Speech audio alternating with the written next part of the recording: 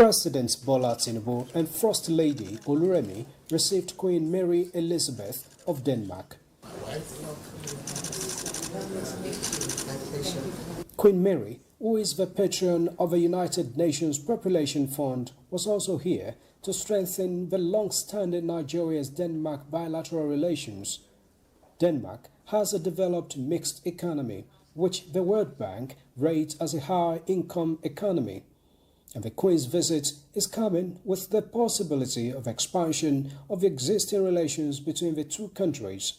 President Bola Tinubu briefed his guest on his administration's plan to convert the farmer headers crisis in some parts of Nigeria to economic opportunities by expanding the country's dairy and livestock economy.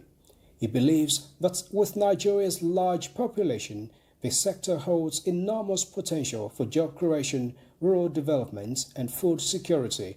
The president, who highlighted his administration's ongoing macroeconomic reforms, welcomes increased Danish cooperation and investments in key sectors such as agriculture and maritime operations.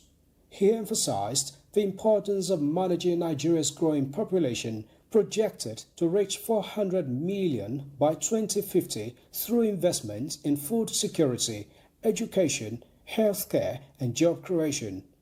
On social development, the president acknowledged the ongoing collaboration between the Queen of Denmark and the First Lady of Nigeria. This includes joint support for food feeding programs and initiatives to reduce the number of out-of-school children, particularly through reforms of the Almajiri education system.